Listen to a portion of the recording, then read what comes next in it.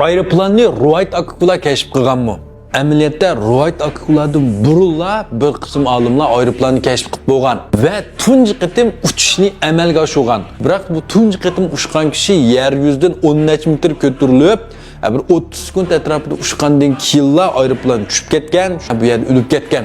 Shuninglar Wright Akula buni ko'rgandan keyin birinchi his qilgach ushqil bo'ladi-ekan, mumkin-ekan mana deb ko'ngli yo'rgan.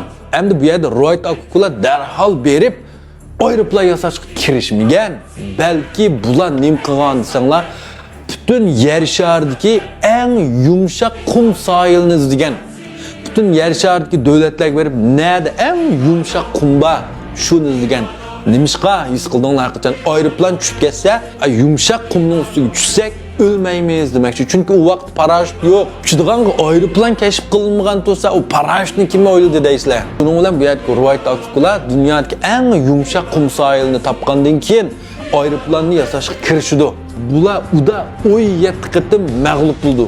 Yani aeroplan uçupla 17 qitim tushib ketdi, yarlindi, aeroplanlar vayron bo'lib ketdi. Uda 17 qitim qayta yasaydi. 18 qitimda resmi uçdu. Başta yasagan adam tunji qitim ushqanti, lekin o mag'lub bo'ldi. Uning ismini bilmaymiz biz. O nimishqa mag'lub bo'ldi? Chunki u bu ishni qilgan vaqtning o'zida mag'lubiyatini o'ylashmagan-ku. Aeroplanda ucholmay mag'lub bo'lsam qanday bo'ladi deganni o'ylashmagan. Chuqumni uchma degan tushib ketib qolsa-ku deganni o'ylash baxmagan. Endi Wright Akula ma'nodan savoq qilib, to'xta aeroplan tushib ketsa o'ladigan ish ekan. Unda bo'lsa mag'lub bo'lsak bo'ladi. Aeroplanımız tushib ketmayli, qayta tadqiq qilamiz buni. Lekin o'lsak bo'lmaydi. Shuning uchun o'lmaslikning amalini avval qilib, anonikin ma'ni tadqiq qildi deb, eng avval yumshoq sohilni topgan. Endi biz bu Wright Akulaning bu hikoyasidan aeroplan keşif qilishni emas, qayta mag'lub bo'lsakmi, yiqilgandan keyin chiqib turalashni ma'ni o'ylashimiz kerak. Ya'ni bu taqmay yomishma. Bu qitimli yomishib chiqib ketma emas. Mash taq yomashqcha men chuqum yiqilib ketma. Chuqum sıyırılıp tushib ketma. Lekin men tushib ketsam ne gerek tushsam bo'la.